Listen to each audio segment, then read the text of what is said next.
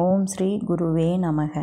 நம்மை ஜனன மரண சுழலிலிருந்து விடுவிப்பவரும், கருணை நிரம்பியவரும், ஞான பிரகாசத்தை அளிப்பவரும், வேதங்களில் மறைந்திருக்கும் பேருண்மைகளை விளக்கி நமக்கு புரிய வைப்பவரும், எங்கும் நிறைந்திருப்பவருமான சத்குருவை நான் வணங்குகின்றேன் என்கின்றார் கோவிந்த ரகுநாத தாபோல்கர் ஐயா அவர்கள்.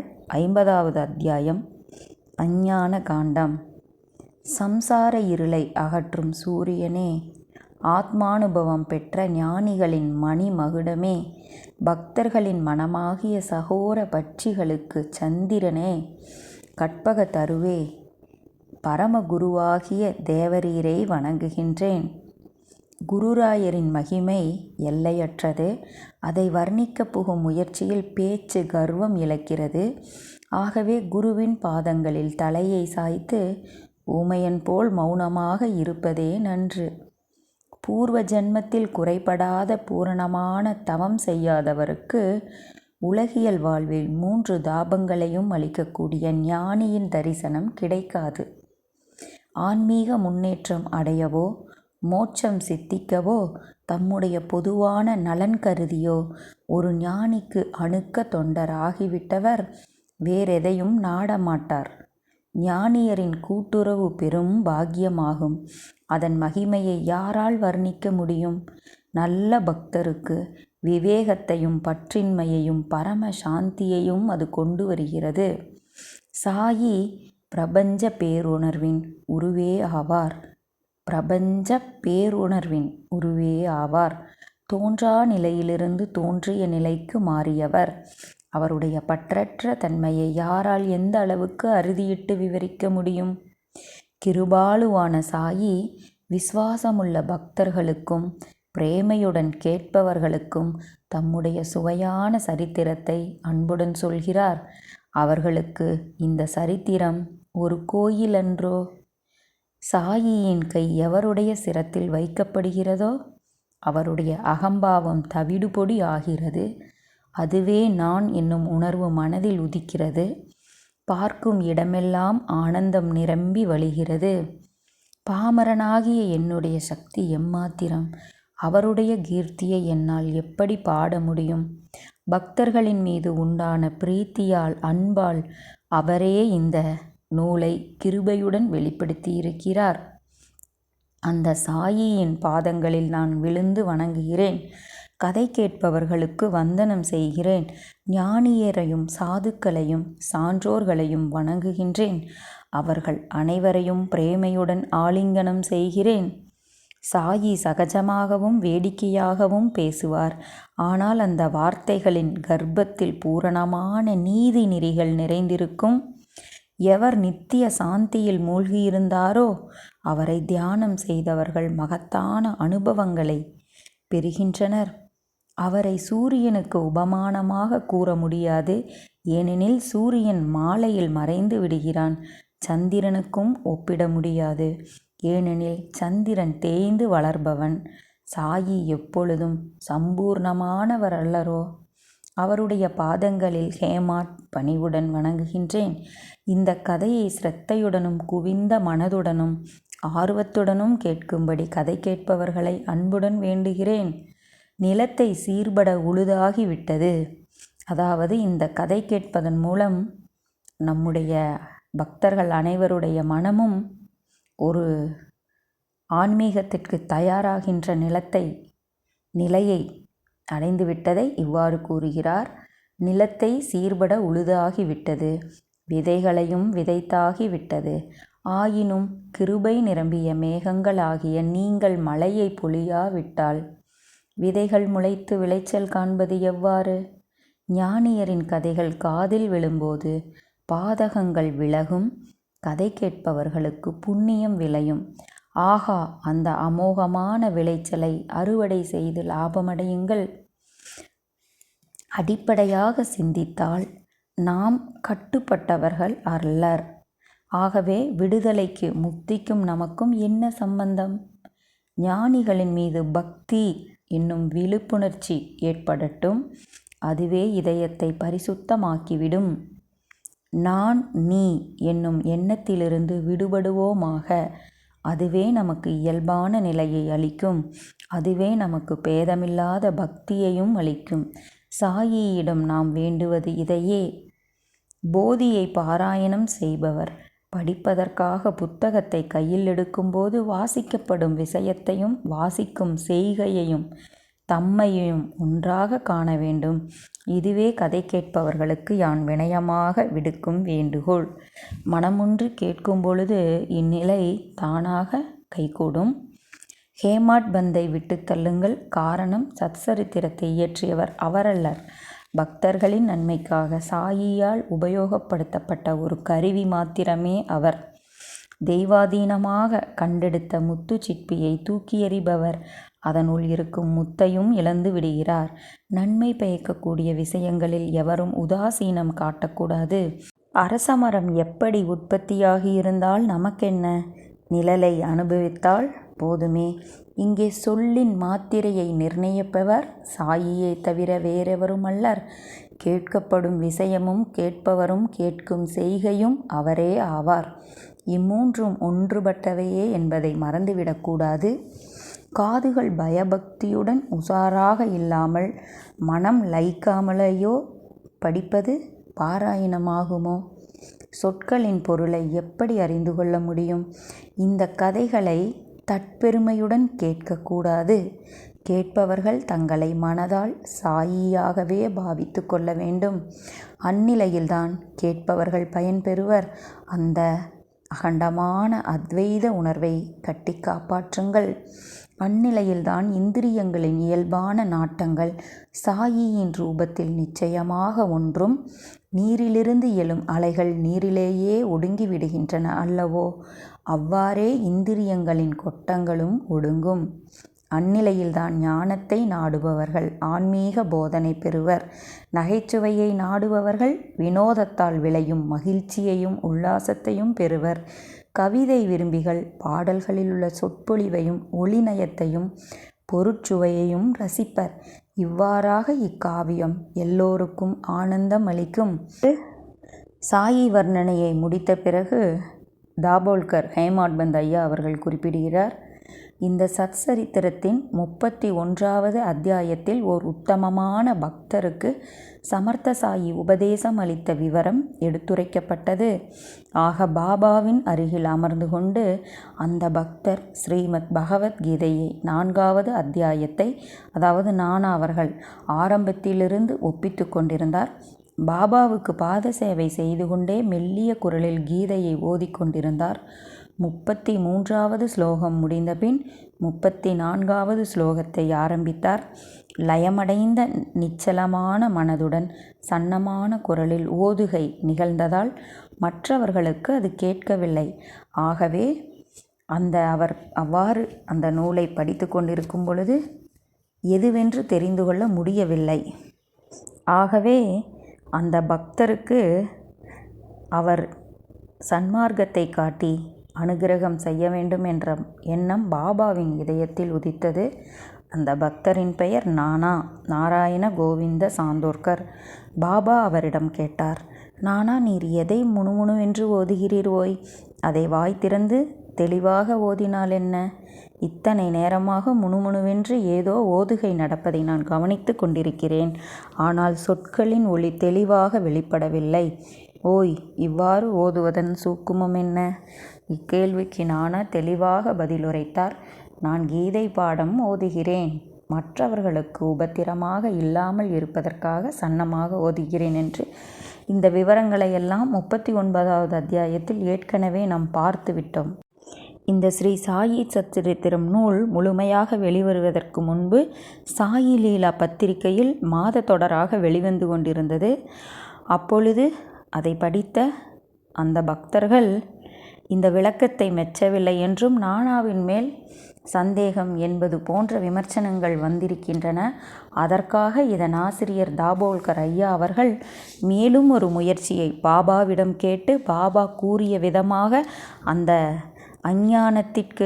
ஞானத்திற்கு பதிலாக என்ற எழுத்தை சேர்த்து அஞ்ஞானமாக மாற்றி கீதையின் ஸ்லோகத்திற்கு விளக்கம் சாயி கூறியதை மீண்டும் தெளிவாக பாபாவின் அனுமதியுடன் பாபா கூறிய விதமாக விளக்க முயல்கிறார்.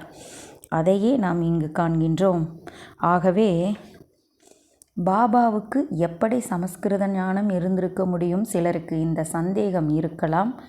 ஞானிகளுக்கு தெரியாதது எதுவுமே இல்லை என்றும், சந்தேகத்திற்கு காரணம் வேறெங்கேயோ புதைந்திருக்கிறது என்றும் அறிவீர்களாக. கதை கேட்பவர்களே, ஒன்றை, அதாவது பரம்பொருளை கண்டவன் அனைத்தையும் கண்டவனாகிறான் என்பது பிரமாணம்.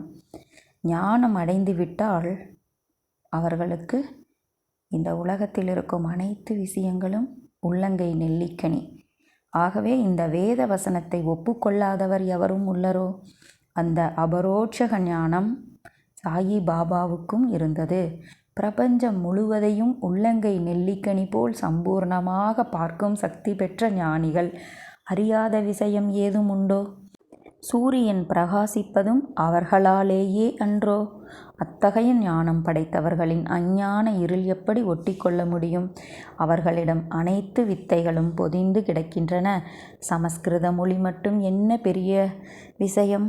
ஆயினும் சாயி லீலா வாசகர்களின் சிலர் சொல்கின்றனர், நானாவை நம்ப முடியாது. ஞானம் எனும் சொல்லை அஞ்ஞானமாக மாற்றும் அகாரம் தொக்கி நிற்கும் குறியை தேவையில்லாமல் சேர்த்து கொள்வது நானா சுயமாக செய்த கற்பனையே என்று இன்றெல்லாம் விமர்சனங்கள் வந்திருக்கின்றன. அதற்கான விளக்கம் இது. உண்மை நிலையை கவனித்து சூட்சுமமாக சிந்தித்தால் சாயி லீலா பத்திரிகையில் வெளிவந்த 39வது அத்தியாயத்தை கருத்தில் முரண்பாடு ஏதும் இல்லை என்பது நன்கு விளங்கும். அதாவது ஸ்ரீகிருஷ்ணரின் திருவாய்மொழியாக வெளிவந்த ஸ்ரீமத் பகவத்கீதையில் ஞான கர்ம சந்நியாச யோகம் என்னும் 4வது அத்தியாயத்தின் 34வது ஸ்லோகத்தில் அஞ்ஞானம் தொடர்பான உபதேசம் நிகழ்ந்தது. எது தொடர்பாக? அஞ்ஞானம் தொடர்பாக உபதேசம் நிகழ்ந்தது. இங்கு நாம் ஒரு விஷயத்தை தெரிந்து கொள்ள வேண்டும். அஞ்ஞானத்தை பற்றி நிறைய பேசலாம். ஆனால் ஞானம் அனுபவமாக அடைய வேண்டியது, அனுபவமாக வேண்டியது. ஞானம் அடையும் முன்பு வரை ஞானிகள் அதை பற்றி பேசலாம். உண்மையான ஞானத்தை அடைந்து விட்டால் அதற்கு பிறகு அதை பற்றி அந்த ஞானிகள் பேசவே மாட்டார்கள். பிறகு எப்படி?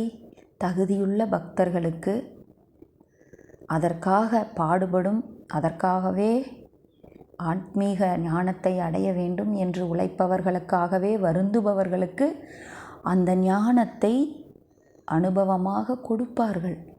அந்த கொடுக்கும் வல்லமை உடையவர்களே உண்மையான குருநாதர், ஞானிகள். இவ்வாறு அஞ்ஞானத்தை பற்றி நிறைய பேசலாம். ஆனால் ஞானத்தை பற்றி பேச முடியுமா? இந்த விளக்கமே இங்கு கொடுக்கப்பட்டிருக்கிறது. அது எவ்வாறு என்று இதன் ஆசிரியர் கூறிய விதமாக காண்போம்.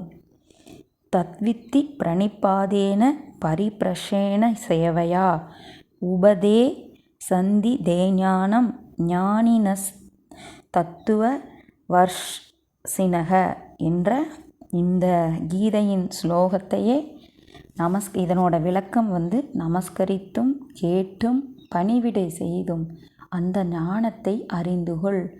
தத்துவத்தை அறிந்த ஞானிகள் உனக்கு ஞானத்தை உபதேசிப்பார்கள். இவ்வாறு விளக்கம் கொடுத்துள்ளார்கள்.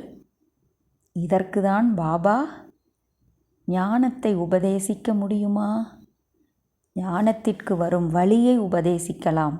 ஆனால் ஒரு ஞானத்தை உபதேசிக்கவே என்றுமே முடியாது. அதையே இங்கு புரிந்து கொள்ள வேண்டும். ஞானம் அடையும் வரை அதற்கான வழிமுறைகளையும் அதற்கான அடுத்தடுத்த படிகளுக்கு வழிகாட்டியாக உபதேசம் செய்யலாம். ஆனால் ஞானத்தை உபதேசம் செய்ய முடியாது. நாம் மந்திரம் கொடுக்கலாம். அதற்கான வழிமுறைகள் எவ்வாறு தியானம் செய்வது, உள்நிலை அழுக்குகளை சுத்தம் செய்வது எவ்வாறு, அந்த முதல் நிலை ஆகியவற்றையெல்லாம் உபதேசிக்கலாம். ஆனால் ஞானத்தை என்றும் யாரும் உபதேசிக்க முடியாது. அது அனுபவமாக அறியப்பட வேண்டியது. சாயி நாம் சிந்தித்து பார்த்தால் பாபாவின் விளக்கம் எவ்வளவு மிகச்சரியானது, எவ்வளவு அர்த்தமுடையது என்பது புரிய வரும். இதையே இங்கு இதன் ஆசிரியர் விளக்க முயல்கிறார். அவர் கூறிய விதமாக மிகவும் அழகான விளக்கங்களை சாயி அவரிடம் கேட்டு அதற்கு பிறகு கொடுத்தேன் என்று கூறுகிறார். அதை அவர் கூறிய விதமாக இங்கு காணலாம். ஞானத்தால்தான் கைவல்யம், அதாவது வீடு பேறு அடையப்படுகிறது. இந்த வேத வசனம் அனைவராலும் ஒப்புக்கொள்ளப்பட்ட கருத்து. ஆயினும் தத்துவம் அறிந்தவர்களின் உபதேசத்தின் மூலமாகத்தான் ஞானம் பெறப்பட வேண்டும். இந்த வேத வசனத்தை நீட்டித்து கருத்தை கட்டுப்படுத்துவது அனாவசியம். நான் ஆத்மா, நிர்மலன், சுத்தன், புத்தன், சுதந்திரமானவன், ஆதியந்தமில்லாத சாட்சி மாத்திரமே, எல்லா உயிர்களிலும் ஒளிரும் தூய உணர்வு நான், இருப்பது ஒன்றே, இரண்டாவதாக ஏதும் இல்லை என்னும் உணர்வு விளைவிக்கும் ஆனந்தத்தால் நான் நிறைந்திருக்கிறேன். மேலும் நான் அஞ்ஞானம் அல்லேன். அஞ்ஞானம் என்னுடைய செயலன்று. அதர்வண வேதத்தின் மகா வாக்கியமான அயம் ஆத்மா பிரம்ம, இந்த ஆத்மா முழுமுதற் பொருள் என்னும் சொற்றொடரில் இடம்பெறும் ஆத்மா நானே. இருக்கு வேதத்தின் பிரஞானம் பிரம்ம, ஆத்மாவின் சஞ்சலமற்ற ஒருங்கிணைந்த தூய அறிவு நிலை முழுமுதற் பொருள் என்னும் மகா வாக்கியத்தின் பொக்கிஷமும் நானே.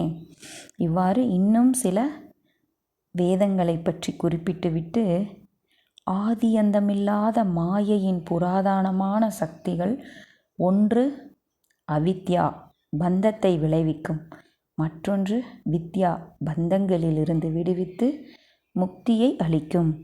பெயர், உருவம் ஆகிய சகலமான பிரம்மைகளும் மாயை விளைவிக்கும் குழப்பங்களே. இதை ஒத்துக்கொள்கிறோமல்லவா அனைவரும்? மாயையின் சக்தியை விளக்க முடியாது, கடப்பது அதனினும் கடினம். கற்பனையில் என்னென்ன உதிக்கின்றனவோ அவை அனைத்தும் மாயையின் வசிப்பிடங்கள். கட்டுப்பட்ட நிலை, முக்தியடைந்த நிலை ஆகிய கருத்துக்கள் நிச்சயமாக கற்பனையிலிருந்து பிறந்தவையே. ஞானத்தால்தான் மோட்சம் அடையப்படுகிறது என்னும் வேத சித்தாந்தம் அப்பட்டமான உண்மை. ஆனால் பாவச் செயல்கள் நாசமாகாத வரையில் ஞானம் உதயமாகாது. இங்கு இதுதான் சூட்சுமம். தூய ஞானத்தில் மூழ்கியவரிடமிருந்து விருப்பங்கள் விலகிவிடும். மாயையின் பந்தங்கள் அவருக்கு கிடையா. தீய குணங்களும் அவரிடம் இடமில்லை. பரம ஞானியான சுகதேவருக்கும் சந்தேகத்தால் கேடு விளைந்தது. விகல்பத்தால் விளையும் அஞ்ஞானத்தை குருவை தவிர வேறு எவராலும் அகற்ற முடியாது. விகல்பம் என்றால் கோணல் சிந்தனை. இந்த கோணல் சிந்தனை ஞானத்தினுள் புகுந்தவுடன் ஞானியும் பற்றுடையவராகிறார். ஒரு குடம் பாலில் ஒரு துளி புளித்த கஞ்சி விழுந்துவிட்டாலும் பால் முழுவதும் திரிந்து போகிறதன்றோ? ஆதலின் முதலில் அஞ்ஞானத்தை அடையாளம் கண்டுகொள். ஒவ்வொரு ஆத்மாவினுள்ளும் ஒவ்வொரு மனிதரிடமும் உள்ள அஞ்ஞானங்களை அடையாளம் கண்டுகொள்.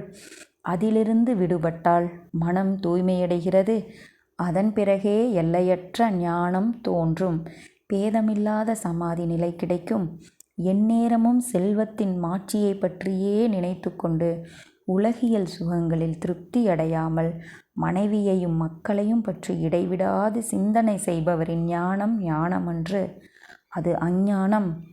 செல்வம், மனைவி, மக்கள் ஆகியவற்றில் மோகம் கொண்டவர் ஞானியாக இருப்பினும் தமக்கு எது நல்லது என்பதை அறியாதவர்.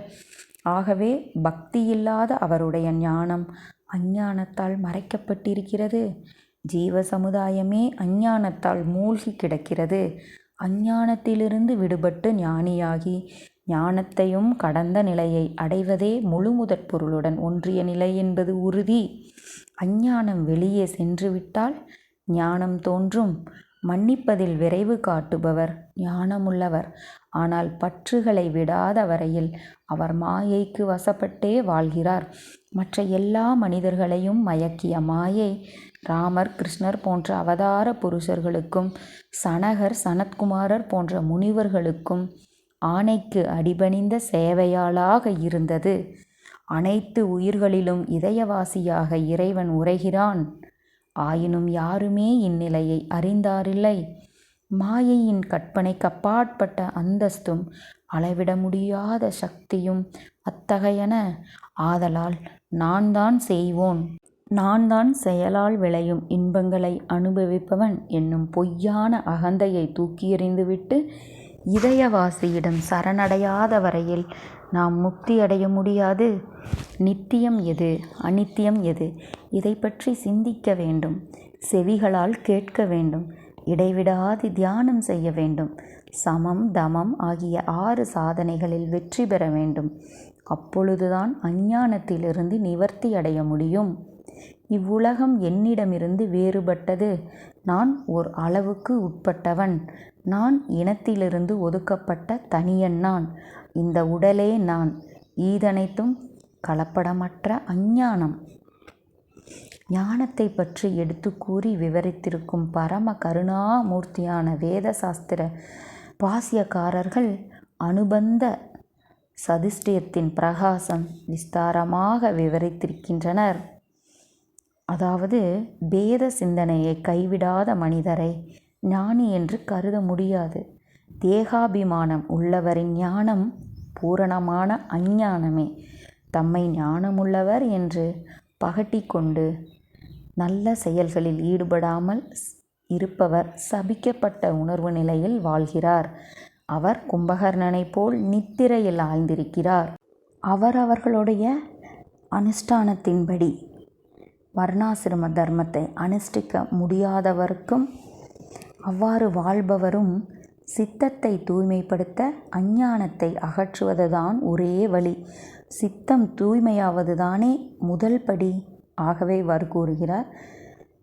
மேலும் சத்துவம், ராஜசம், தாமசம் ஆகிய முக்குணங்களாலும் ஒளி முதலாகிய இன்ப நுகர்ச்சிகளாலும் பிறவி உறுப்பு மற்றும் வாய் போன்ற துவாரங்களின் மூலமாகவும் படைக்கும் தெய்வமாகிய பிரம்மதேவர் உட்பட அனைவரும் ஏமாற்றப்பட்டிருக்கிறார்கள்.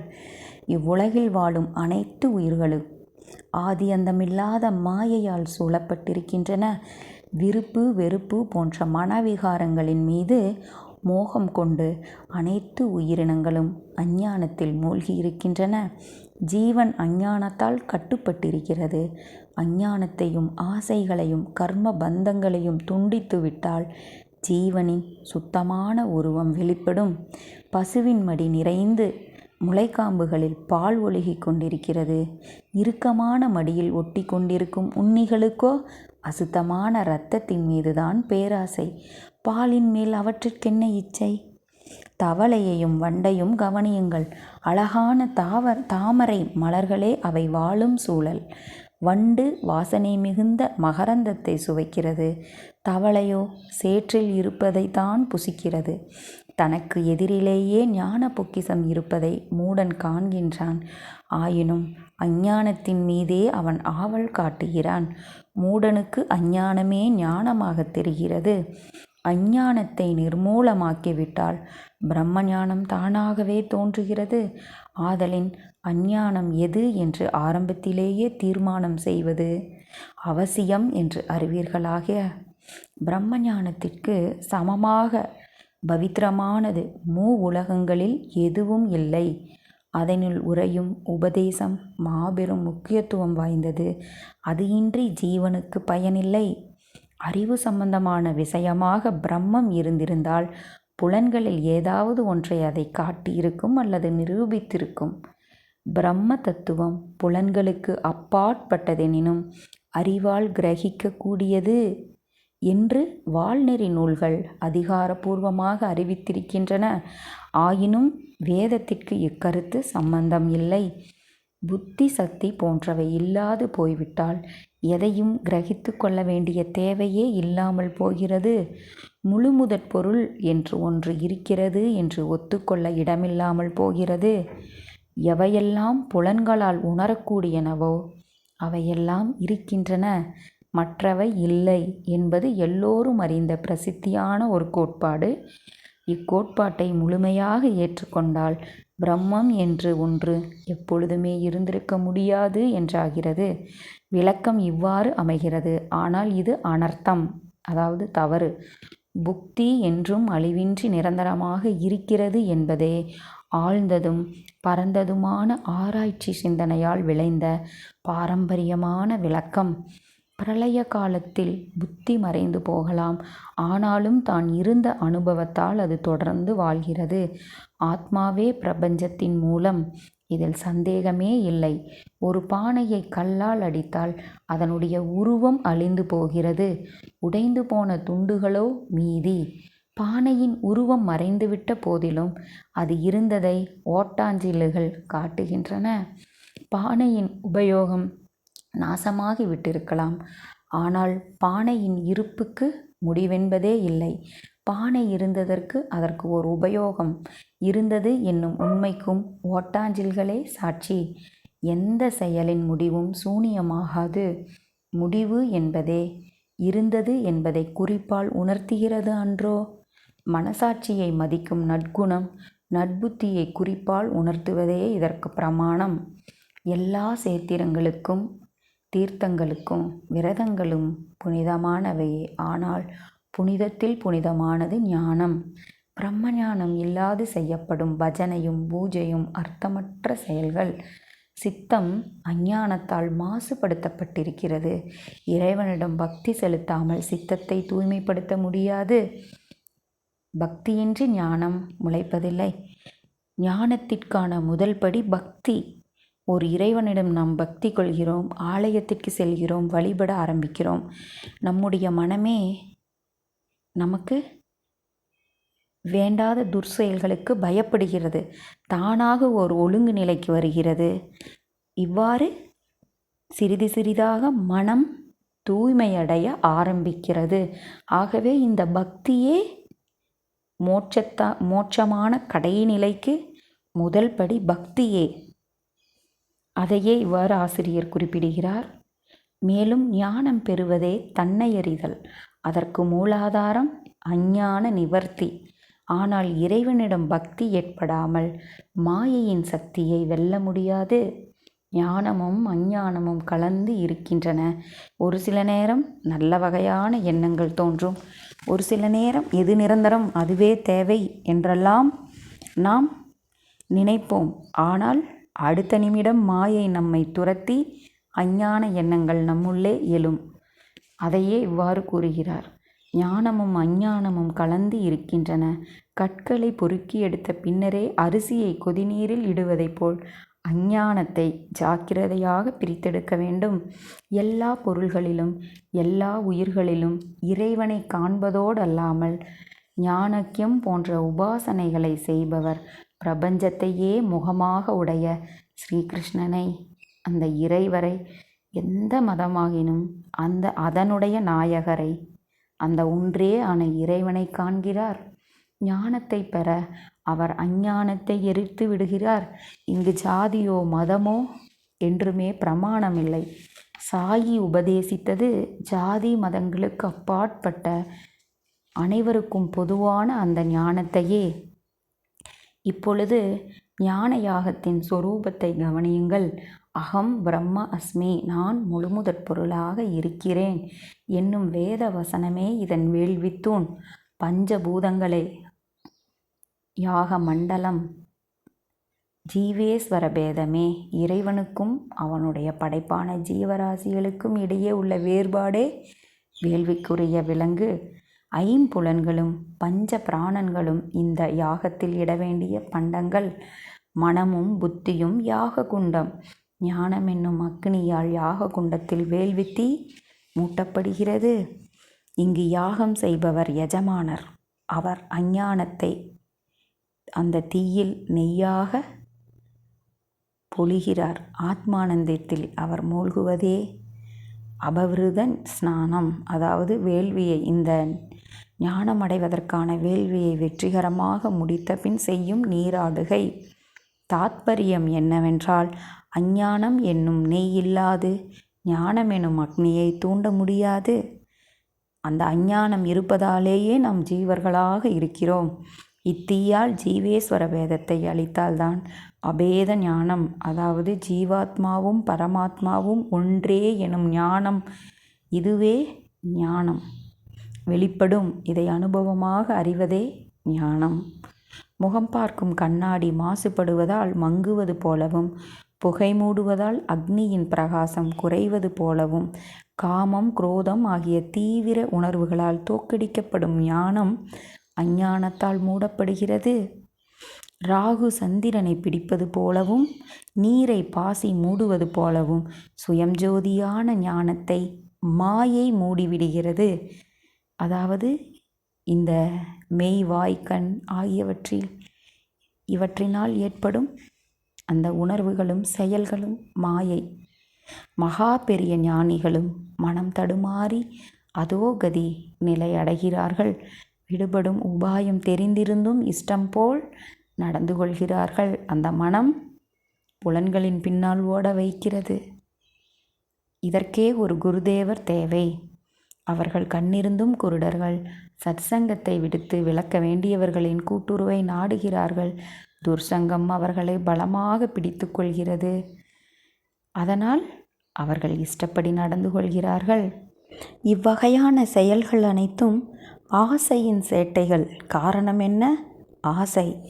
ஆசையே எல்லா அனர்த்தங்களுக்கும் காரணம். நிறைவேறாத ஆசை கோபரூபம் ஏற்கும். ஆசையின் ஓட்டம் தடுக்கப்படும் போது ஆசையே கோபமாக மாறும். மோட்ச மார்க்கத்தின் ஒவ்வொரு படியிலும் தடுக்கி விடுவது இதுவே. இந்த இயல்பே ஞானத்திற்கு தடை. ஜீவன் ஆசையாலும் கோபத்தாலும் பீடிக்கப்பட்டிருக்கிறது. இவ்வுணர்ச்சிகள் ஞானத்துடன் கூடவே இருந்து அதை மறைத்தவாறு பிரம்மஸ்வரூபத்தின் மேல் வட்டமிடுகின்றன. இவ்வுணர்ச்சிகள் நம்மை தண்ணீரிலேயே மூழ்கடித்து விடுகின்றன. அக்னி இல்லாமலேயே எரித்து விடுகின்றன. ஆயுதம் இல்லாமலேயே கொன்று விடுகின்றன. கயிறு இல்லாமலேயே கட்டி விடுகின்றன. இவற்றிற்கு எதிராக எந்த ஞானியாலும் தாக்குப்பிடிக்க இயலாது. இவை எந்த ஞானியையும் இந்த பந்தயத்தில் தோற்றுவிடுவர். ஆகவே இவை ஊழிக்காலத்தையும் உண்டாக்கும் சாமர்த்தியம் படைத்தவை. புலனுறுப்புகளும் புத்தியும் மனமும் ஆசையின் இல்லங்கள். இந்த ஆசைக்கு எவை காரணம்? புலனுறுப்புகளும் புத்தியும் மனமும் ஆசையின் இல்லங்கள். மாயை அவற்றின் மூலமாக செயலாற்றி ஞானத்தை மறைத்து ஜீவனை மோகவசப்படுத்துகிறது. ஆகவே உமக்கு சந்தனம் வேண்டுமென்றால் பாம்பை அழிக்கவும். ஆசை கோபம் ஆகிய உணர்ச்சிகள் விளைந்திருக்கும் முகமூடியை எடுத்தெறிந்து ஞான பொக்கிஷத்தை பெறவும். பாம்பை கொல்லாமல் யாராவது சந்தனத்தை அடைய முடியுமா?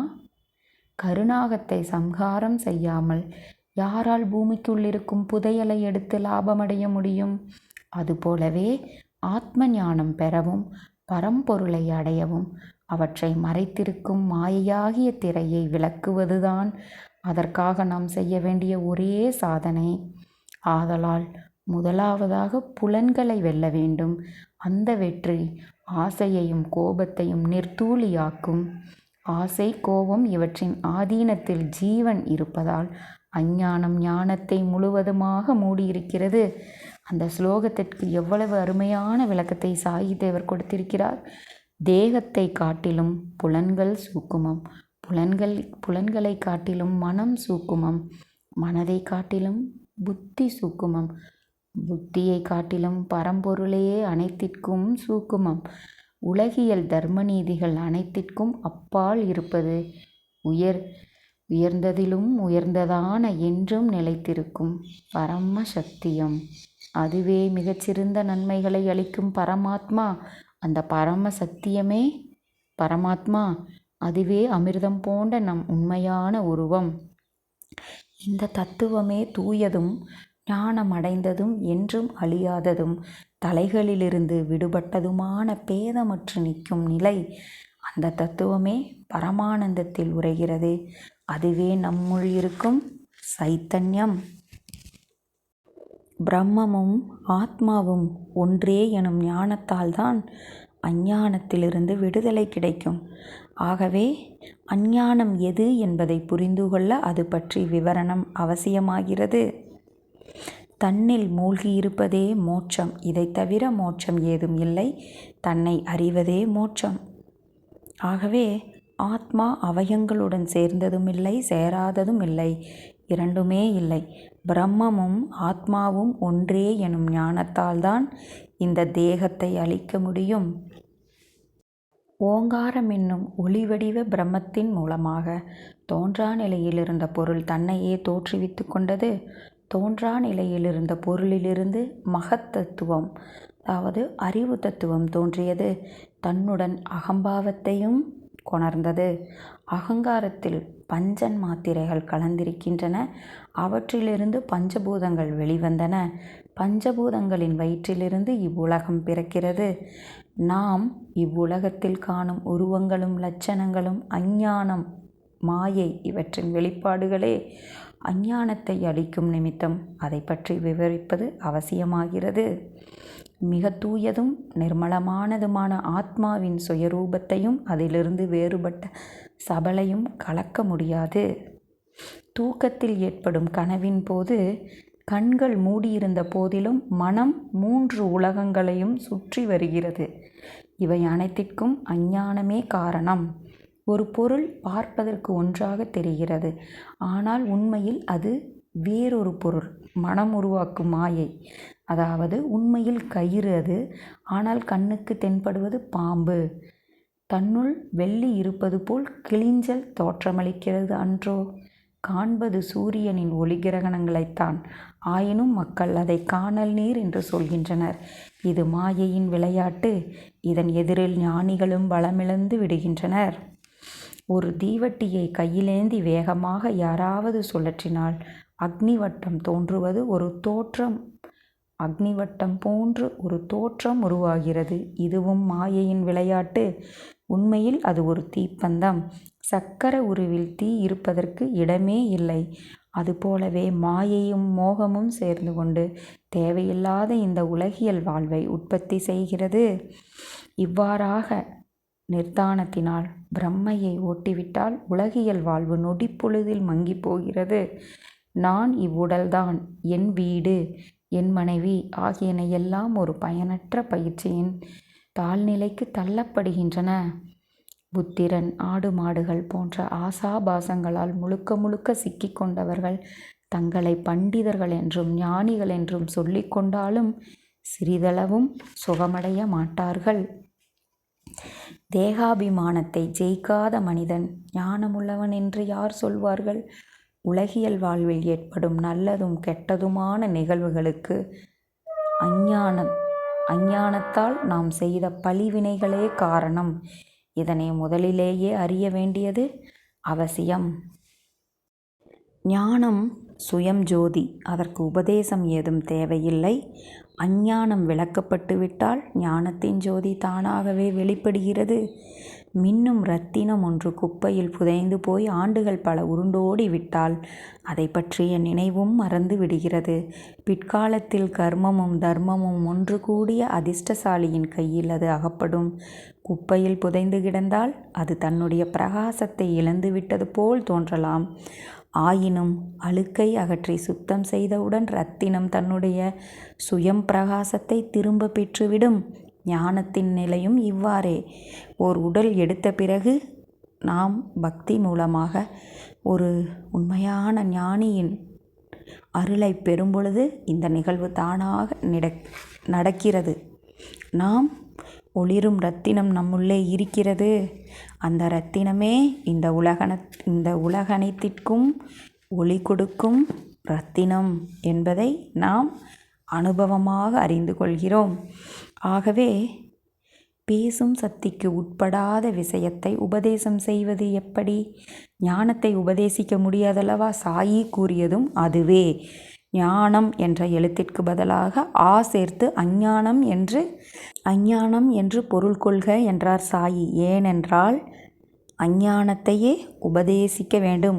உபதேசி அந்தி தே ஞானம் என்றே அந்த ஸ்லோகத்தில் வருகிறது. இவ்வாறு வெறும் சொற்பொழிவு ஞானத்திற்கு உதவாது. வேதங்களை முழுக்க முழுக்க மனப்பாடம் செய்வதும் உதவாது. நூல் பல கற்க பயன்படும் மேதையும் உதவாது. நூல் பல கற்றவர்களிடமிருந்து பெறும் கேள்வி அறிவும் உதவாது. சொற்களிலிருந்து அவற்றின் பொருளைத்தான் அறிய முடியும். அவற்றின் மூலமாக வஸ்து விஞ்ஞானத்தை, அதாவது இறைவனது உண்மைத்தன்மையை எப்படி அறிய முடியும்? புத்தி அதிவிவேகமுடையது. ஆனால் இறைவனோ புத்தியின் சக்திக்கும் அப்பாற்பட்டவன். ஆகவே ஸ்ருதிகள் பேராவலுடன் முயன்றும் இறைவனை தேடின. ஆயினும் வஸ்து இருக்கும் இடத்தை காண முடியவில்லை. இதுவே வஸ்துவின் பெருமை. புத்தி சக்தியால் ஒரு எல்லைக்கு மேல் செல்ல முடியாது. வஸ்துவை பற்றி 6 சாஸ்திரங்களும் ஒன்று கூடி வாதங்களும் பிரதிவாதங்களும் செய்து சோர்வடைந்தன. ஆத்ம வஸ்துவோ தாம் இருக்கும் இடத்திலேயே இருந்தது. சொற்களால் அதை புரிந்து கொள்ள முடியவில்லை. அதன் முன்னிலையில் பெரும் பண்டிதர்களும் சூரிய வெளிச்சத்தில் இருக்கும் விளக்கு பூச்சி போல் ஒளியிழந்து விடுவர்.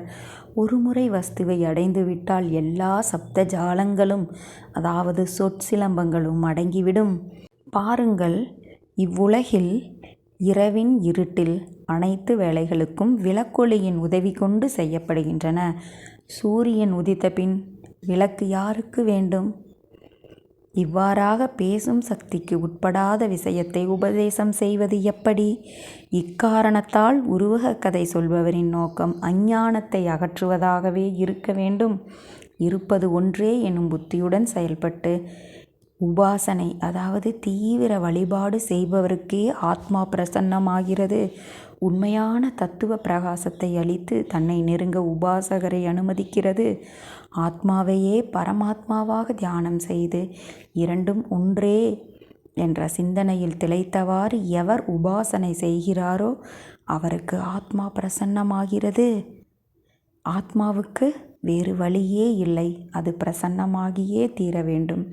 சாதகர் தம்முள்ளே தேடுகிறார் என்பதை காணும் ஆத்மா அவருக்கு கிருபை செய்கிறது. இவ்வாறு சாயி இந்த 50வது அத்தியாயமான அஞ்ஞான காண்டம் என்னும் அத்தியாயத்தில் மிக அருமையான விளக்கத்தை தாபோல்கர் ஐயா அவர்கள் மூலமாக நமக்கு கொடுத்திருக்கிறார்.